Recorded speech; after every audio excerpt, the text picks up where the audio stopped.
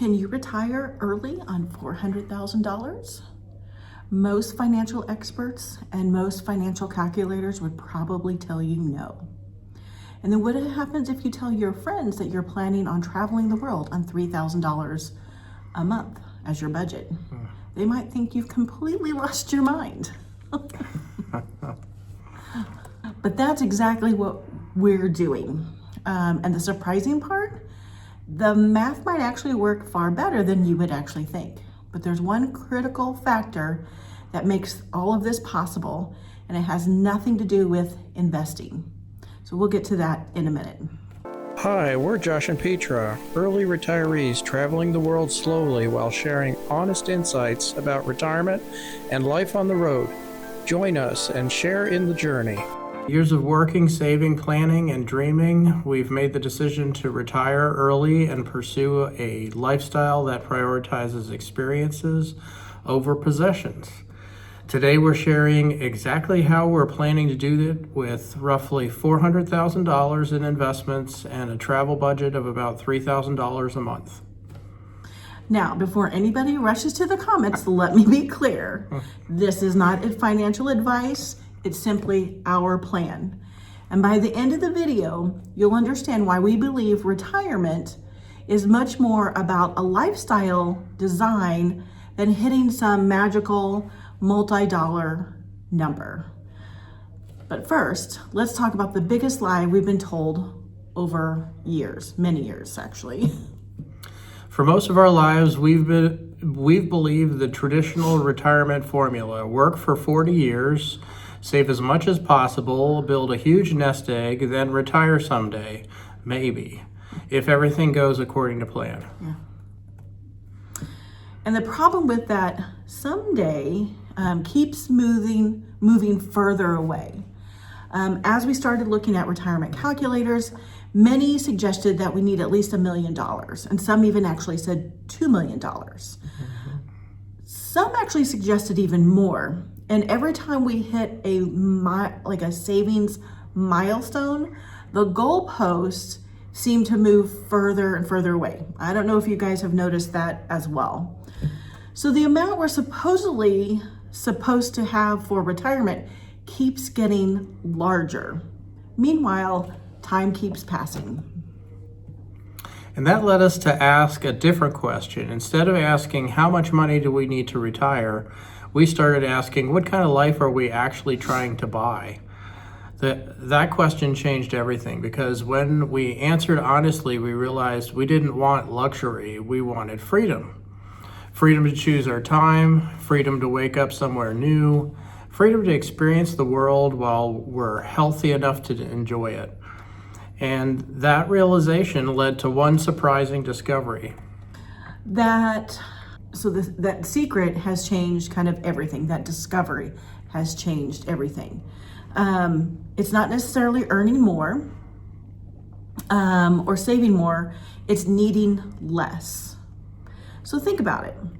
Most retirement plans assume that you're going to maintain your current lifestyle forever. But what if your lifestyle changes? What if you sell the house?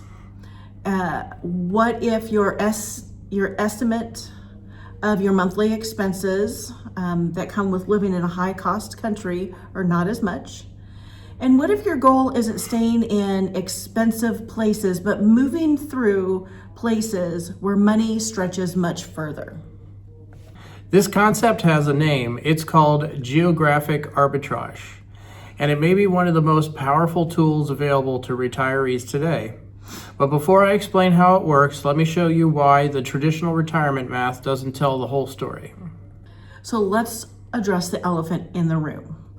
So with $400,000, if you're thinking about the 4% rule, which you may have heard before, so on $400,000, if you can generate approximately 4%, that could mean $16,000 annually. And that's about $1,333. Obviously, that's nowhere near the $3,000 monthly budget that we're planning to use or that we are using. So are we ignoring the math? Absolutely not. Instead, we're looking at retirement differently. We're building multiple layers of support, investments, future Social Security, potential YouTube income, travel rewards, part-time remote income, and most importantly, flexibility. Here's the key point.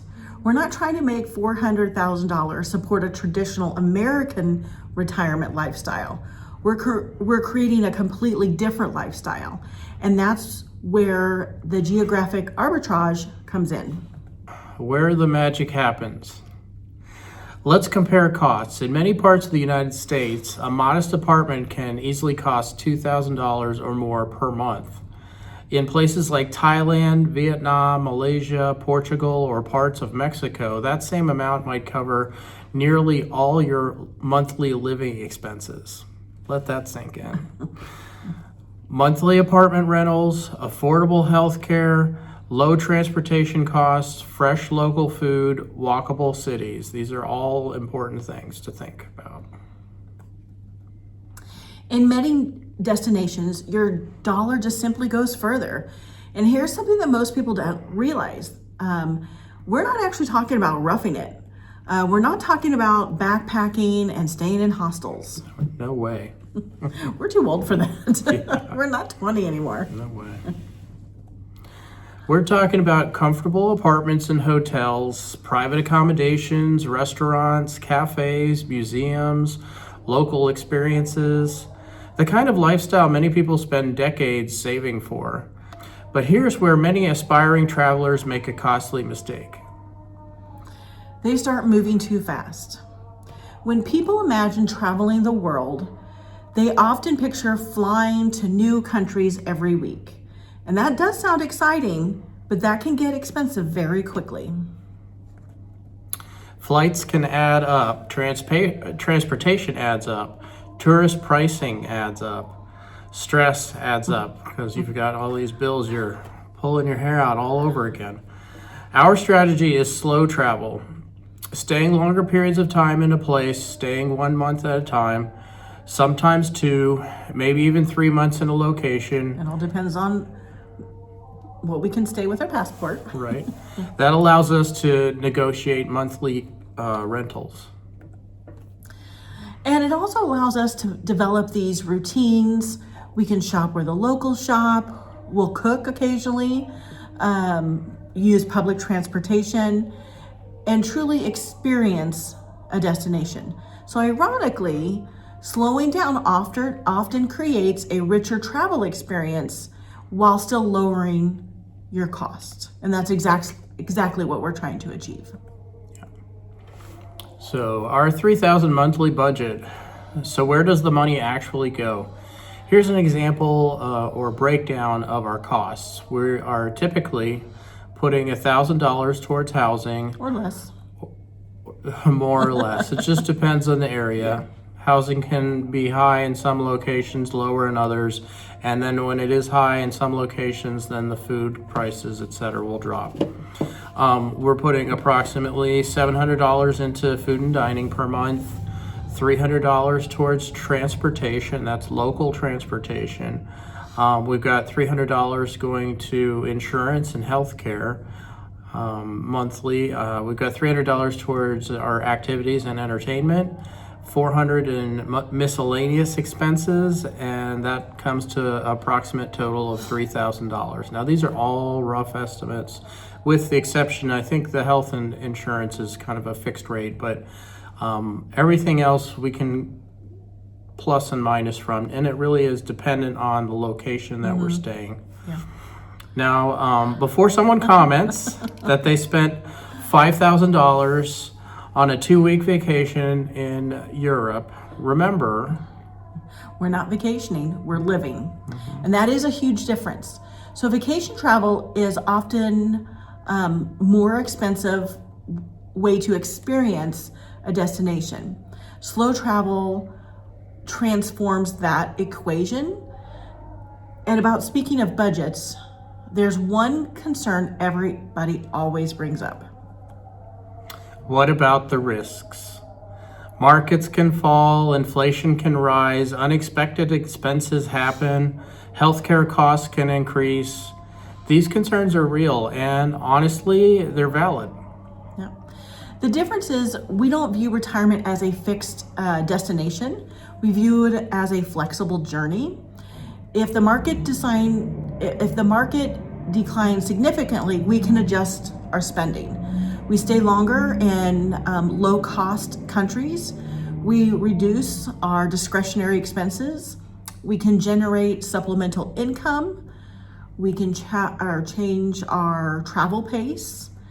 So really, flexibility is our safety net. And that flexibility is often more valuable than having a perfect spreadsheet, because no retirement plan survives reality unchanged. The goal isn't certainty. The goal is being able to adapt. So what does success really look like? When most people hear retirement, they imagine not working. When we hear retirement, we think about freedom. Success isn't luxury resorts. Success isn't first class flights. Success isn't expensive possessions. Success is drinking coffee in a city we've never visited before, walking through a local market, meeting people whose lives are completely different from ours, watching sunsets in places we once saw only in photographs. And those experiences are why we're doing this. And honestly, they're worth far more to us than a large house or a new car.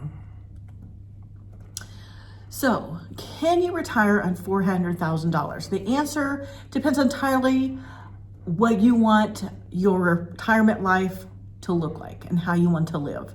So for us, the goal was never to become wealthy. The goal was to become free.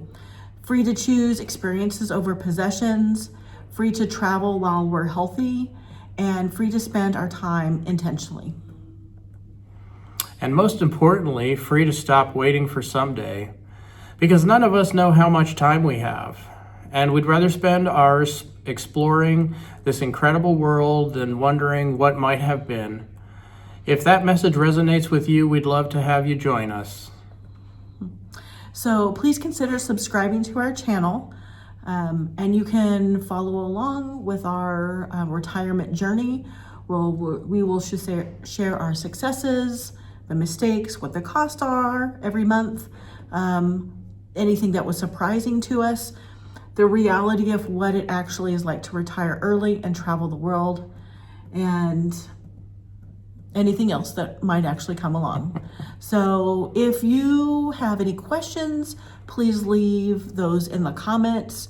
If you are also doing a slow travel retirement and you want to comment on what your experiences have been or what your mindset is, why you chose this, again, please leave them in the comments. We really do appreciate it. And I guess as always, we will see you in the post. See you in the posts.